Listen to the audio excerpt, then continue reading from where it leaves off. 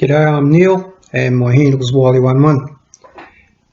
I'm just going to put my disclaimer here. Whatever I do and say on these videos is well-intentioned and well-meaning advice. I accept no liabilities whatsoever for any disclosures. If you take some advice or act on something that I'm saying on these videos, you do so entirely at your own risk.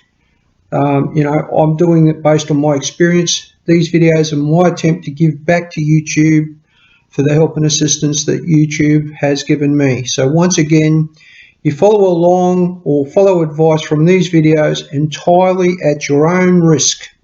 Okay, and if you're not happy to do that, click this off and off you go. Because this is purely my attempt to give back to YouTube, as I said, for the help and advice that I have received out of YouTube. So this is just my little attempt to give back. If you're all happy to follow along at your own risk, buckle up, sit in. Let's get into it.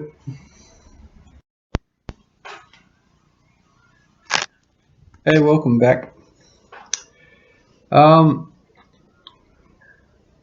wanted to take this opportunity to talk about the pulse width modulation and what is it, and talk about how can we create one.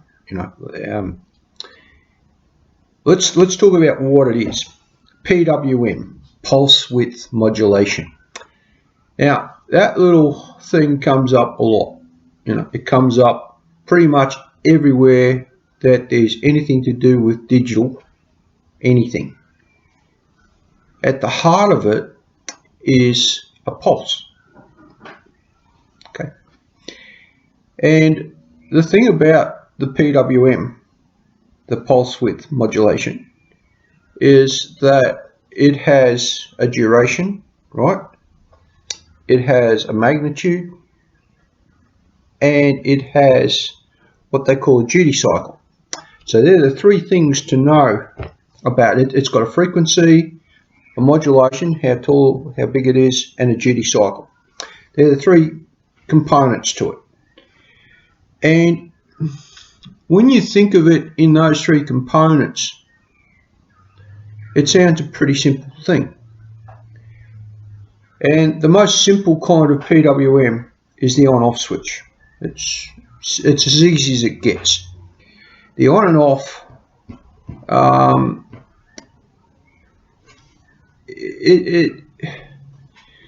it's basic to every digital system.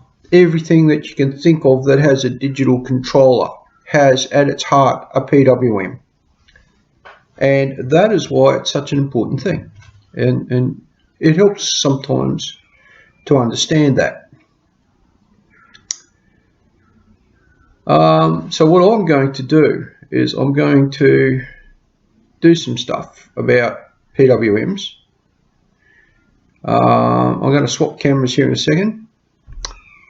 Now I'm not sure whether I should just draw this out on a piece of paper or whether I should do it on the computer. I guess doing it on a computer, it's a little bit impersonal, and I think drawing it on a piece of paper is the way I want to go. So I'm going to swap over cameras. I'm going to start to draw out for you what the pulse width modulation is. What are some visual examples that I can give you of a PWM? Well, waves at the beach. They're a simple one, a very easy thing. You get them in rollers. So the surfers love to see sets of waves coming in rollers, one after the other, and they're evenly spaced, and they've got roughly the same height, and they're a set, and they come in and they break, and then there's another one behind it and it breaks, and another one behind it and it breaks, and they're a good example of a PWM. And they are a short duty cycle PWM. The duty cycle. Let's talk about the duty cycle. The duty cycle happens because a PWM has an active point, right? when it's at its highest, and then it has a passive point when it's at its lowest. And the cycle is, there's an active cycle and a passive cycle. And that's the duty cycle. The active plus the passive equals the cycle. And the active can be anything above the midpoint, right? So if you think of it as a Z, like that, right? Just with a straight Z. The active cycle is anything above what they call ground reference. Okay, now ground reference in a wave is sea level. It's a pretty simple thing.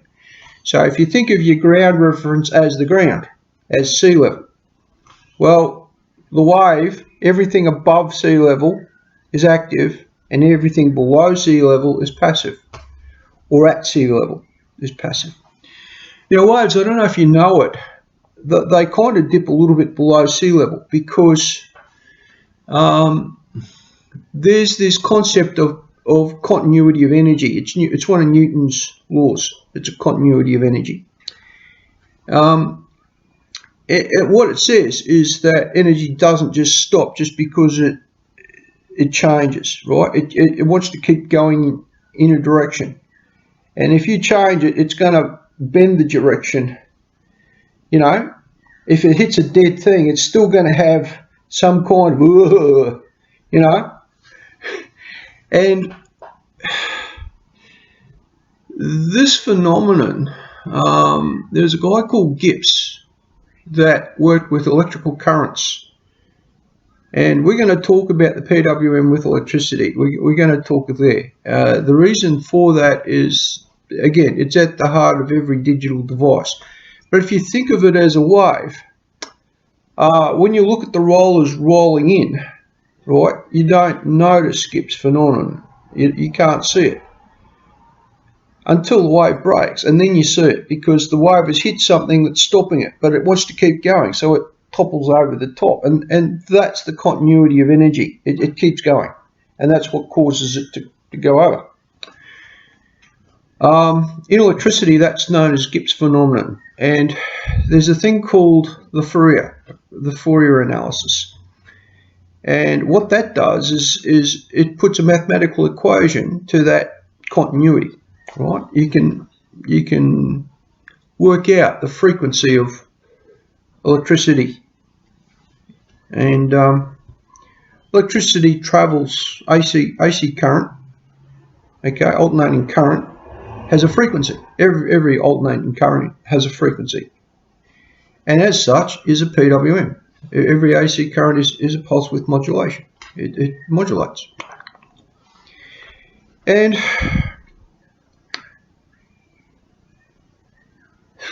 there's a DC current, which is a direct current, which gets turned on and off and gets turned into a kind of alternating current. I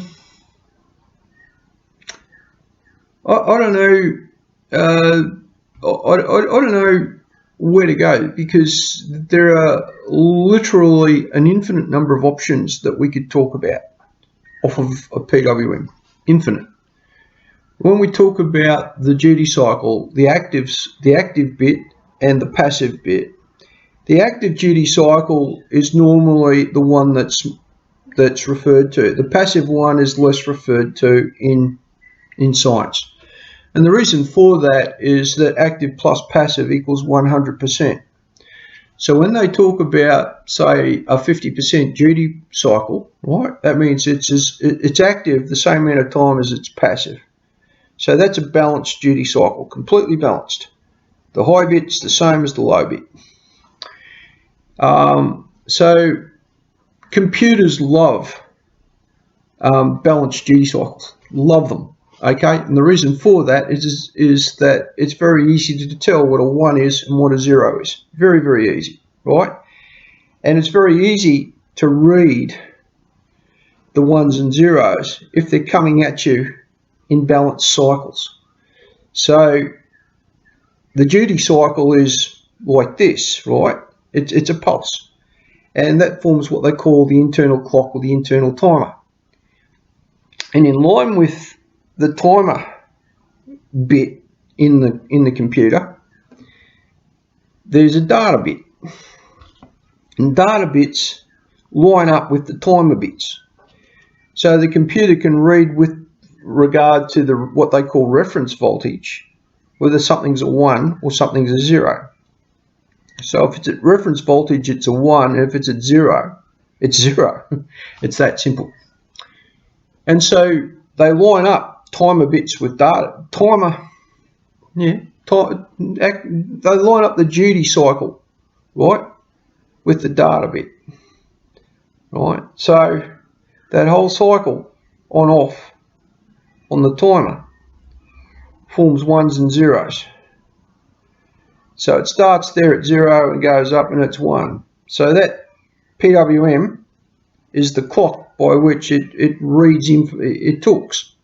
It's the heartbeat, it's the lifeblood of the computer, or the chip, or whatever the hell it is. Okay. Now, let's go back to our waves.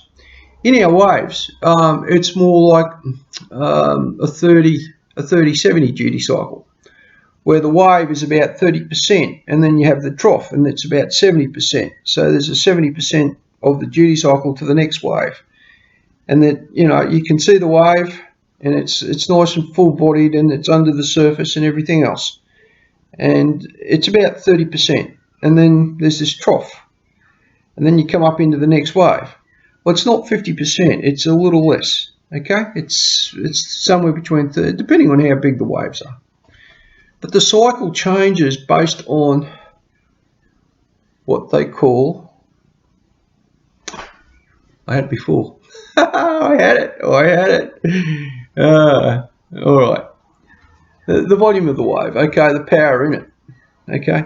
It changes, and it changes the duty cycle. So by varying the power of the wave, you vary the duty cycle.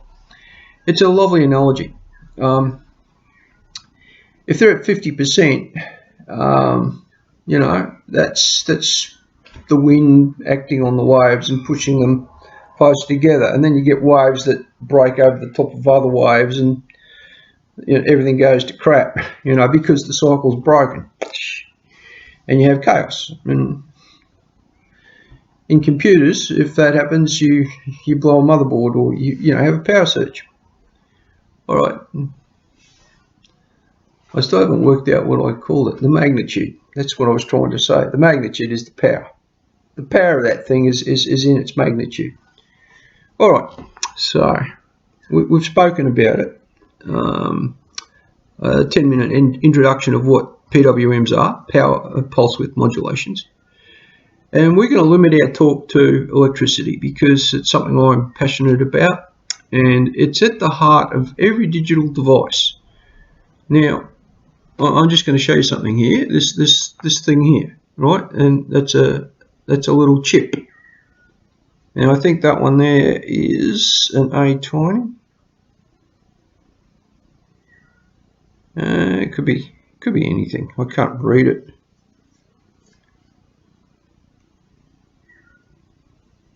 And that's not an A20. It's a PIC. It's a 12F675 PIC.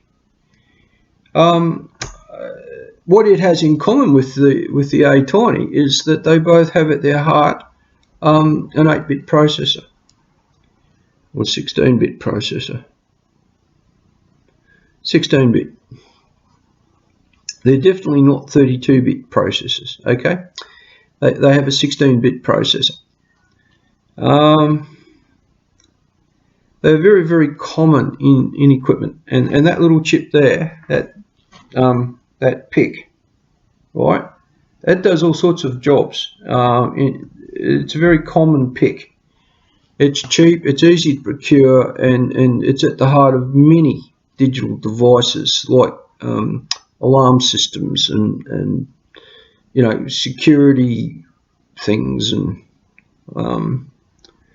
I don't know, TV remote controls and televisions, communications, lights, control boxes, you name it. It's got thousands and thousands of uses. But at its heart is a PWM. and you can set that with code. You can program that thing to emit a PWM. There's a thing out there called a 555 timer, and the 555 timer is all about sending out a pulse, right? Its output is a pulse, and around the circuit you can vary the resistances, and you can change the duty cycle based and the speed based on what resistors you put around the chip. This one, you do it in the chip, you program the chip. So the deal with the PWM is that it requires some planning. It requires some thought as to what you're using it for and where do you need its magnitude to sit. What kind of magnitude do you need? Now in computer chips there's two types, right? There's the CMOS and then there's the TTL.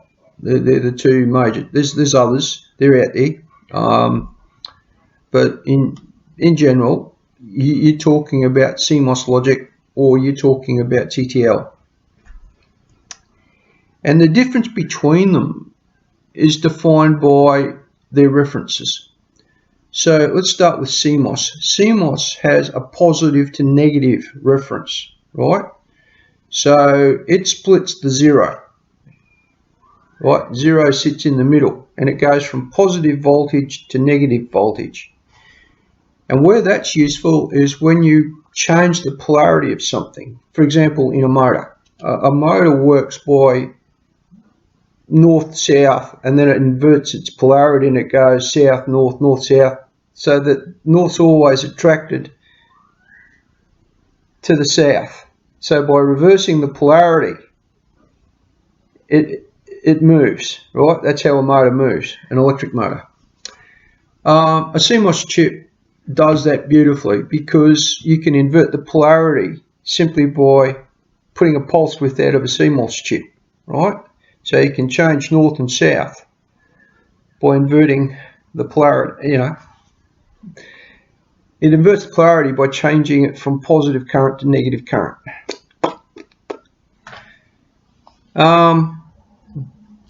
Every electric motor does that, everyone. Okay, I don't know of any electric motor that doesn't rely on north and south and inverting polarity. There might be some, I don't know. Well, there is one. There's a thing called a Maglev, and the Maglev, well, even it's invert, but it doesn't do it on the actual thing. The thing is attracted to the next one along by shifting the polarity along. So it's attracted to the next one in the thing, but even that, the track is being inverted. So behind it, it's negative behind it and positive in front of it, sort of thing, and the thing sort of goes to the next one along. That's the closest thing that there would be to an inline thing, but even it relies on a PWM. And by changing the frequency with which you do that, you change the speed.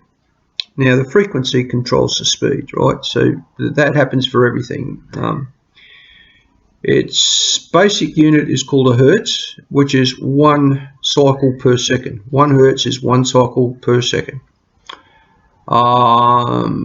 Some of you think of it in terms of RPM. Well, 60 RPM equals 1 Hertz, right? So 60 revolutions a minute equals 1 revolution a second. That's 1 Hertz.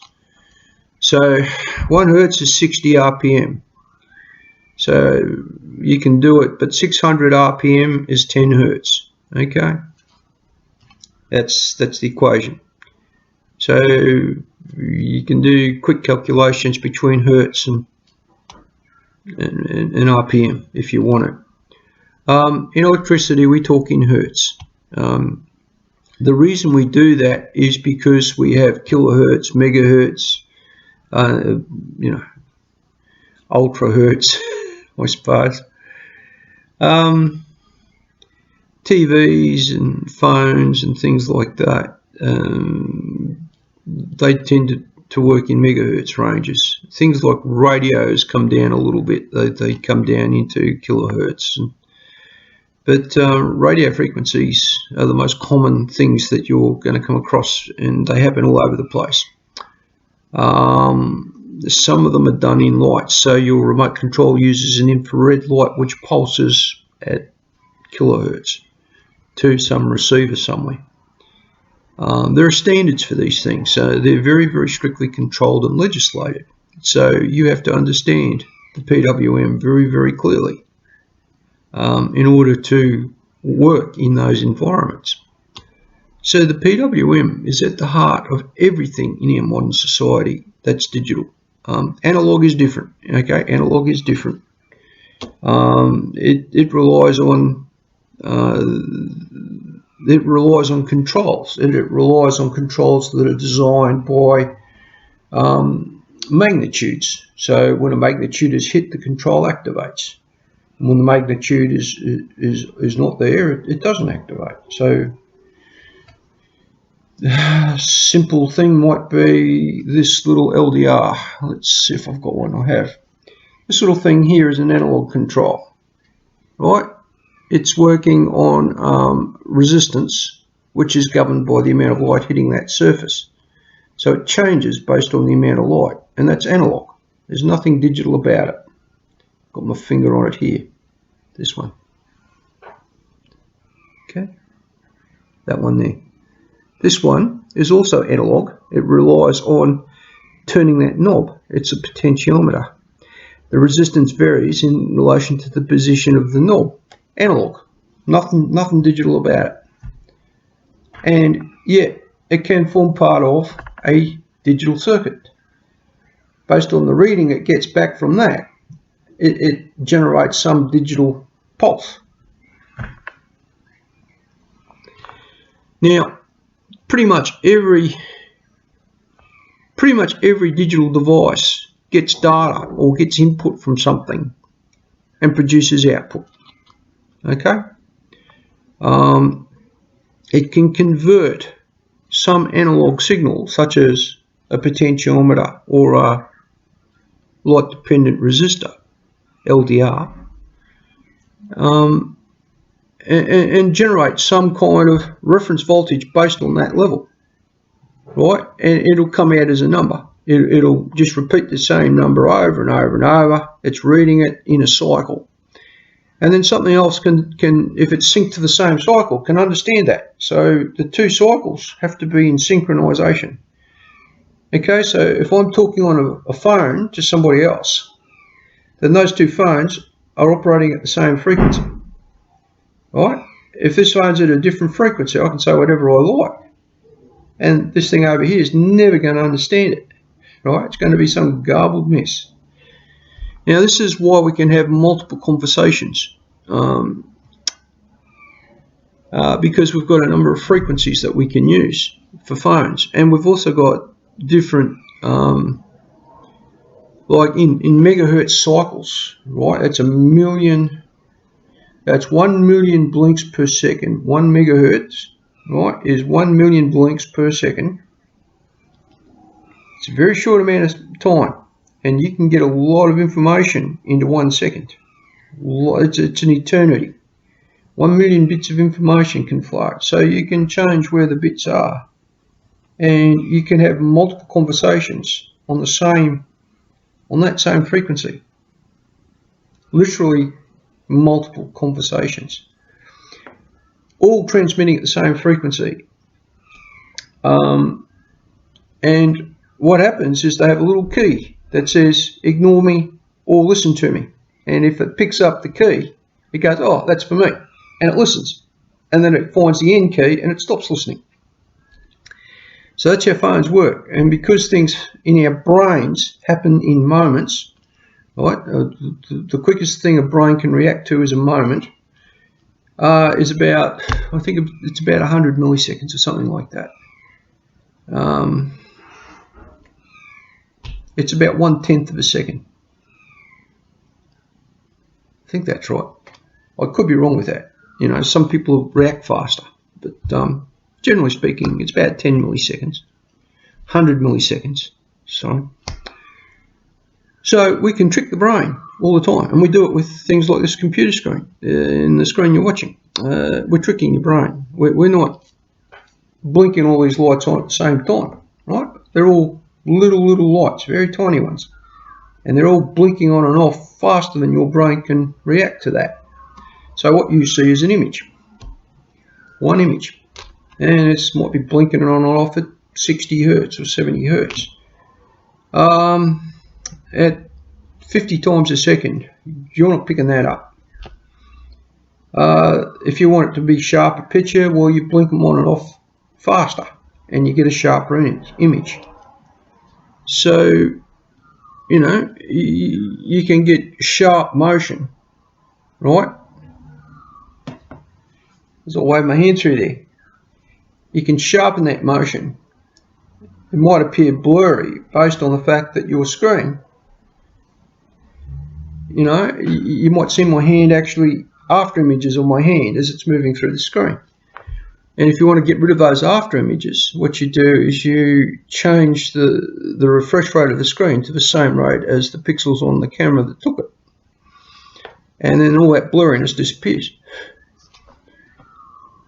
Sometimes cameras work a lot faster than screens, and that's just the state of the faster the camera works, the clearer the image. There's pretty poor cameras on computers. They're getting better. They're better on phones, but computers are picking up the technology because it's getting cheaper, because they're coming out on phones. So the same thing goes in the computers. As things get cheaper, they become more prevalent and used. Okay, PWM is at the heart of all of this gear. And now we're going to draw one out, and we're going to talk about the components of it. And we're going to finish up part one, which is the introduction to the PWM. I think by now you should have a pretty fair idea of it. I will tell you this, it can come in all sorts of forms. It's basically a signal. It's going like this, right? Now if it's going like a snake, up and down like a snake, it's a sine wave. Not all PWMs are consistent, right? Some of them are very inconsistent. Waves at the beach, right? You've seen it. You've seen waves come in out of their time slot, inconsistent. You can get overlapping PWMs. So what looks like one signal might be a whole bunch of signals. A square wave is a very good example of overlapping PWMs. Literally thousands of signals go into making up one square wave. I'm not going to go explaining that. If you want to, you can look at Fourier, okay? And you can, I can put some references for you to go follow that up. But I'm not going to talk about Fourier. I'm going to keep this very basic. The reason I want to keep this basic is I don't want to confuse you about what's out there. You know, there's millions and millions of options out there, millions. But if you think of those three things, you think of the magnitude, you think of the duty cycle, right, and the frequency. They're the three things that are really, really important. Now you can have a sawtooth wave or a triangular wave. You have a square wave, which is pretty common in digital, and you have a sine wave, which is common in motors and electricity transmissions, right? Sine waves are beautiful. They're very efficient things. There's a sine wave that happens from the power station to your house that happens at about 50 Hertz in Australia. That goes up and down depending on what part of the world you live in. But generally speaking, it's around 50 Hertz. And your fluorescent lights blink on and off around 50 Hertz. Coincidence? Nah. It just uses that sine wave. It's faster than your eye can pick up that it's blinking, so it's fine. I think I'm going to wrap this up at this point. I'm going to swap cameras and really quickly just draw out the sine wave and illustrate those components for you on a bit of paper. I don't want to belabor the point, but you need to understand those three components. You need to understand magnitude, the duty cycle, and the frequency. So there's magnitude, the duty cycle, and then there's the frequency. The duty cycle is the active bit versus the inactive bit, or the passive bit. And the frequency, how quickly does a cycle happen every second. So a megahertz, it's happened 1,000,000 times a second. 1 hertz, once a second. So there's a big difference in the way things happen in frequency. And everything you do on a telephone nowadays is controlled by PWM. Everything. Okay? Everything you do on a computer, PWM. Everything you do in a digital watch, driving a car is all about PWMs. There's ECMs, electronic management systems, and all sorts of things. So PWMs are everywhere. They're central to everything in modern technology, and you can learn through this little series of mine how to generate one and understand it, and that's what we're going to do. All right. Okay, so we're recording. I want to talk about these sine waves first. And a sine wave is a simple thing. It looks a bit like a snake. I'm going to put a dotted line there, and I'm going to just continue this on.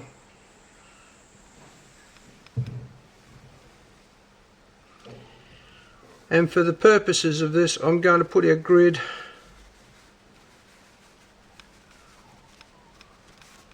like that. So this is the most common form and most naturally occurring form of wave. It's called the sine wave.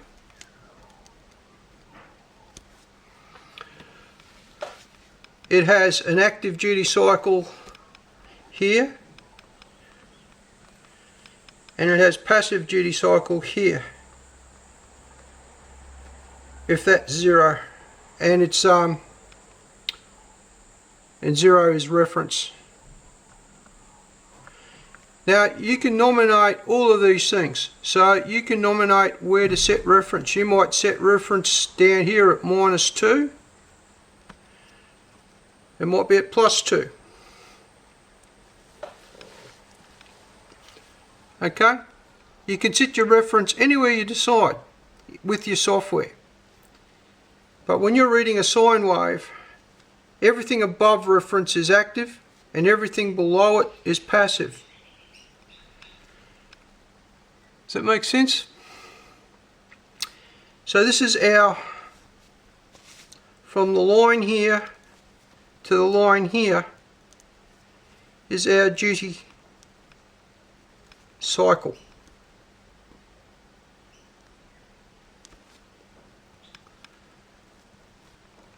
In seconds. So the duty cycle is a measure of time.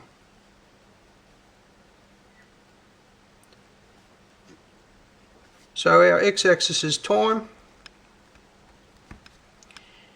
and our y-axis is going to be volts. So this is a two-dimensional representation of our duty cycle. You can do a three-dimensional representation of it. If you think of a wave on the beach, it's a three-dimensional representation.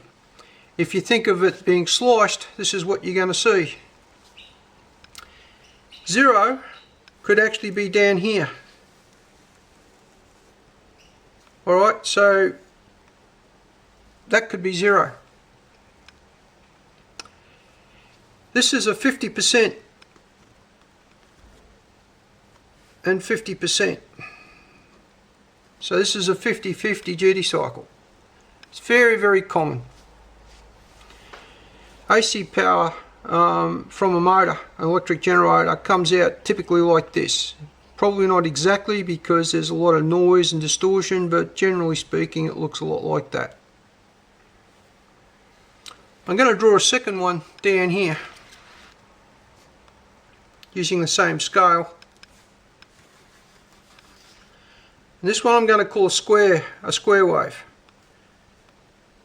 So I'm going to have it coming in here into our duty cycle, and I'm going to have it going up like this, and I'm going to have it going like this, but instead of taking it below 0, I'm going to take it to 0, and I'm going to go like this.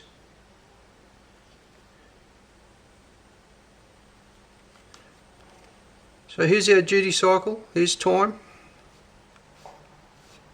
here's volts, volts 1, volts 2, and again I'm going to have that at 2 volts, and I'm going to have that at 0.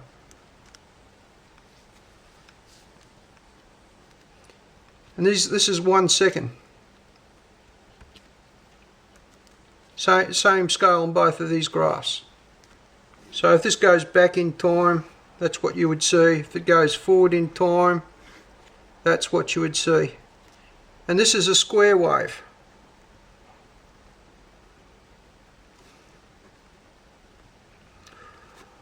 All of these things are PWMs. And this one here is our digital PWM.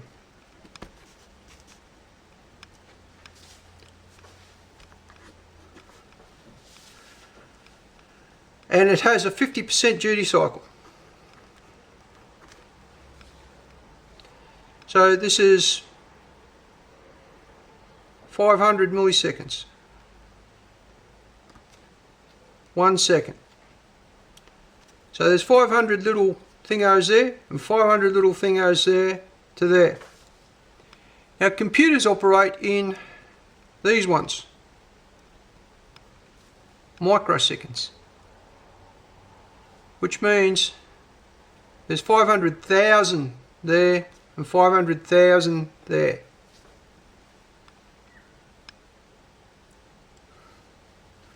You can do a lot in 500,000 ticks. You can do a lot in one duty cycle. Okay?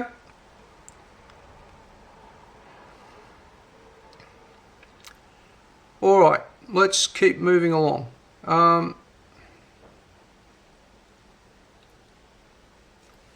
This could be made up of 500,000 segments, all high, and 500,000 segments, all low.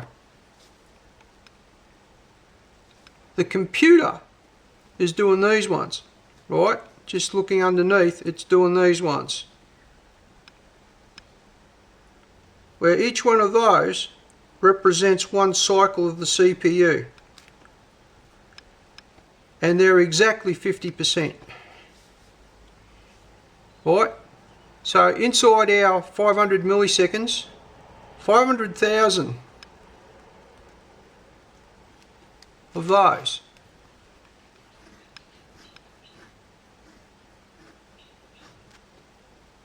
CPUs. And so what we could do is we could build up voltage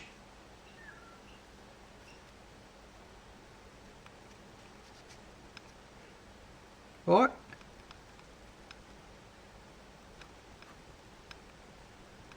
And we could build that using these by varying the voltage for each of those ticks.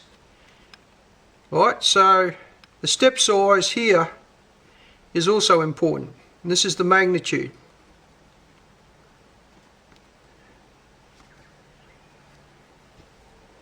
Okay, so the magnitude of those is also important in the digital world, because we could build one of these using a digital signal. Okay, this is a different duty cycle to the CPU.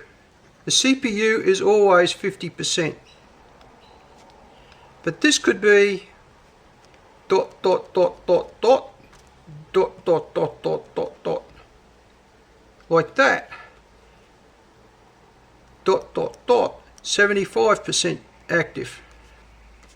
In which case there'd be another 250,000 highs in there from the CPU. I think I've probably confused you guys enough now.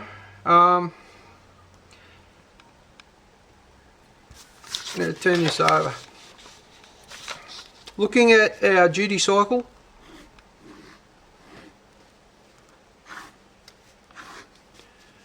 we have a frequency,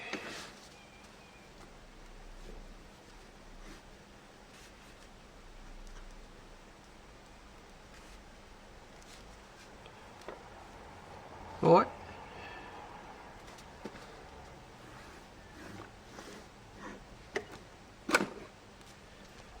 Our duty cycle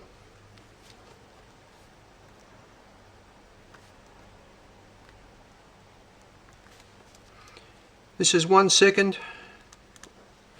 These are volts.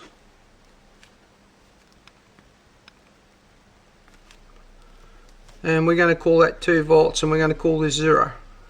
Dot, dot, dot, dot, dot, dot, dot, dot, dot, dot, dot, dot. So 50% duty cycle for 1 second equals frequency equals 1 Hertz equals cycles per second.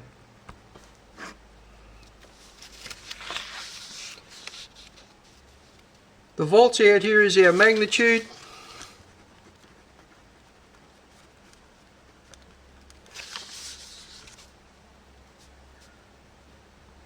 And this is our duty cycle. Active, passive, active, active, passive. Now, in a perfect world, that would look great, and we'd love to achieve that. But in reality, what happens is we get to this point. I'm going to illustrate over here. And what happens is it starts to run up against this power surge. And the switch is thrown and you get something like that. And then it runs into the top. But it doesn't want to stop. It wants to keep going. So you run into something like that. And then you run into something like that. And then you run into something like that. And then you run into something like that. Right? And this little bit here is what we call Gibbs Phenomenon.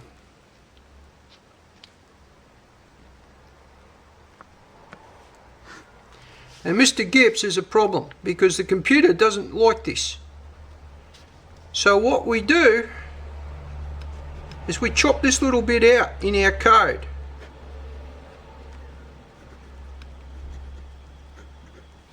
We work out where is it safe to take our reading, and we ignore these little beats in the computer. So there's all these beats going on, all these little ones and zeros going on, right?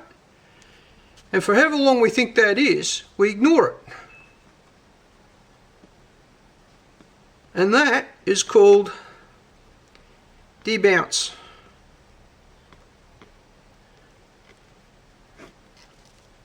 Or smoothing. Right? Because we don't like this box. So we call that a bit of a grey area, and we ignore it in our code. We're really clever people. As programmers, we don't care about this because we've got more than enough information in here that we can read it. We got 250,000 things going on. 500,000 things going on here. And so we can ignore that. That might be, 60. So for 60 US microseconds, we just ignore it. We got more than enough to work with here. Understand? So in our code, we have to allow for Mr. Gibbs.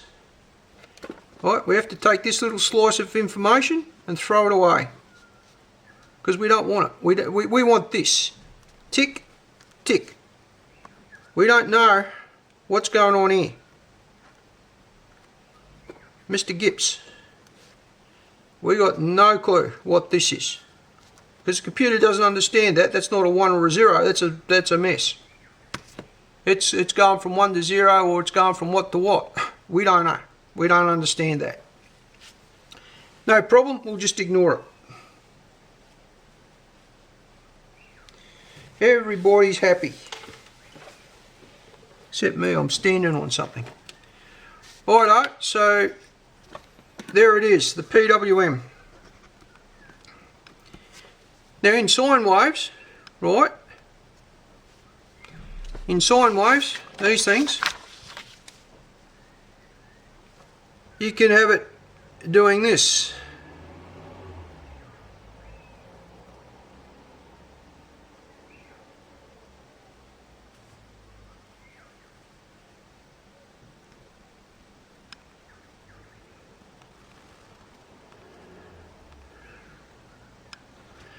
And then you can have another one doing this.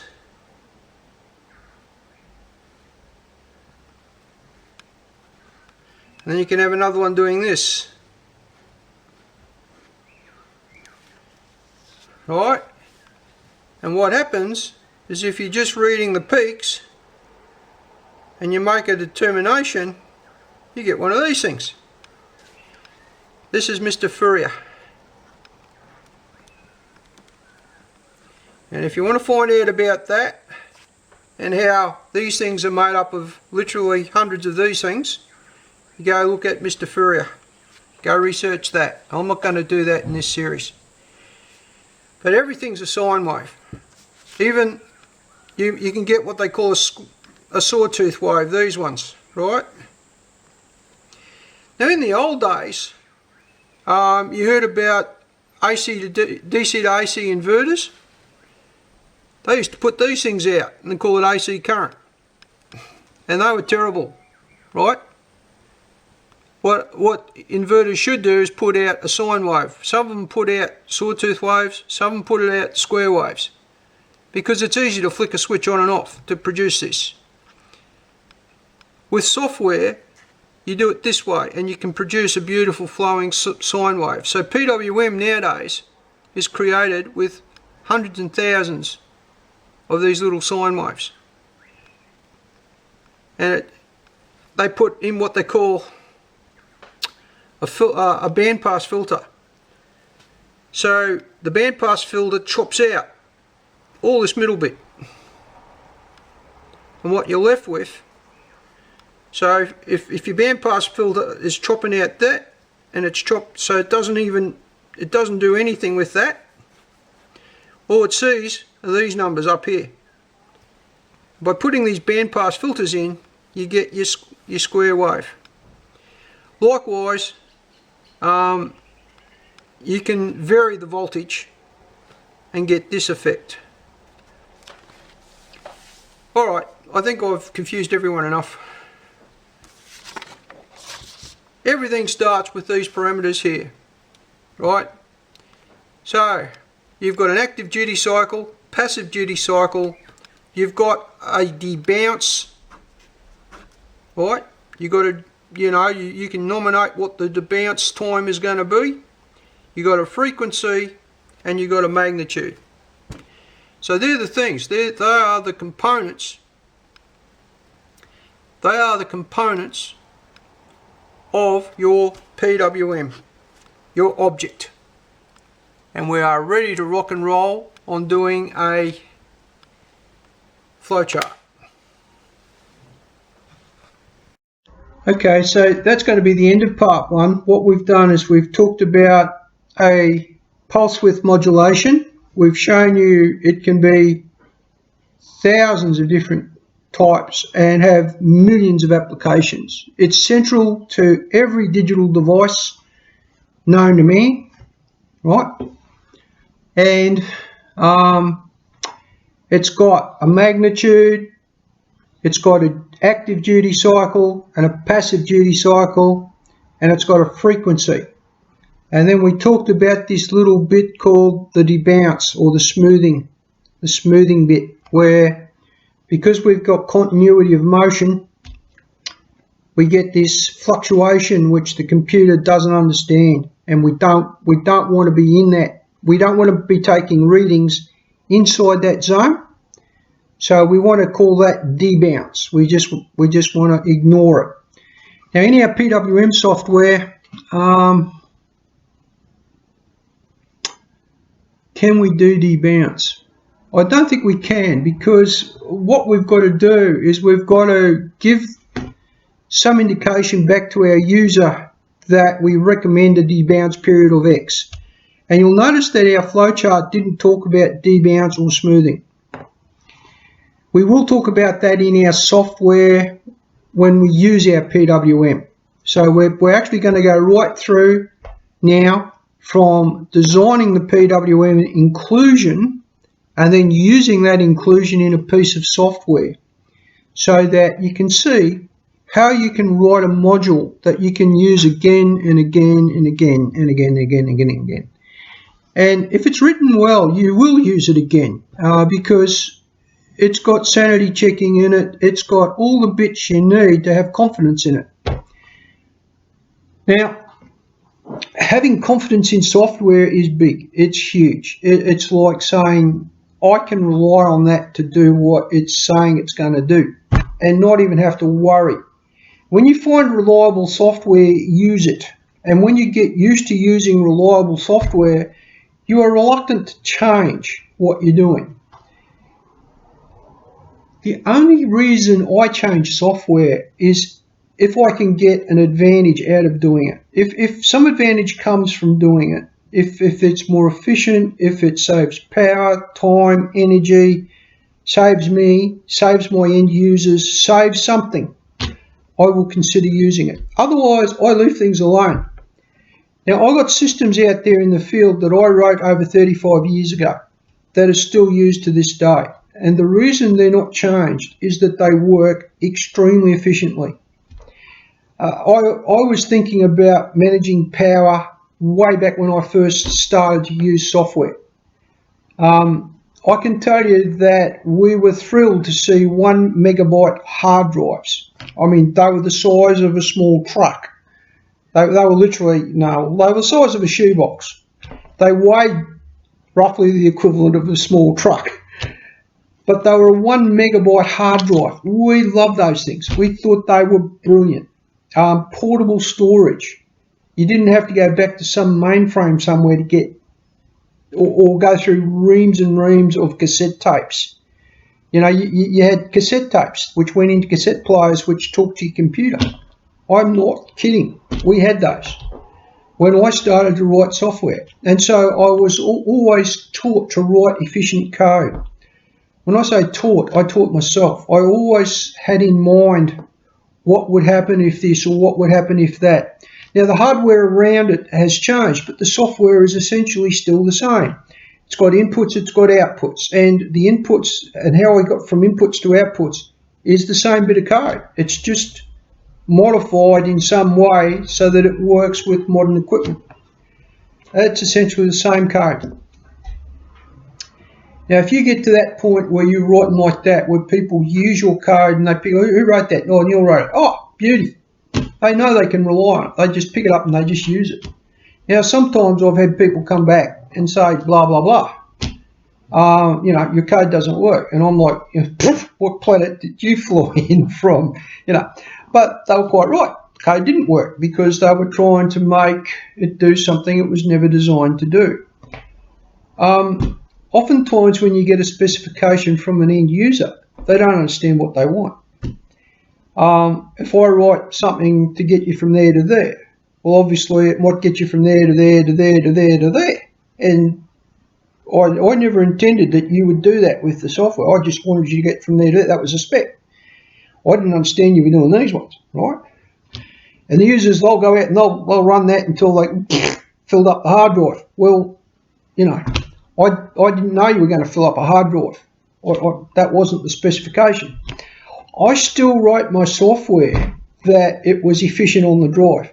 I didn't care that I had all that space to play with. That doesn't worry me. You can give me as much space. I'm still going to write that to save its data out as efficiently as I can make it. Because I know that if they upgrade the hardware, my code is still going to get used, right? If data gets bigger and bigger and bigger and they use it in more and more places. The other thing I thought about was, can I run multiple versions of the software at the same, so can they all talk to the same data point? But you know, are they going to get bottlenecks when they're asking for the data?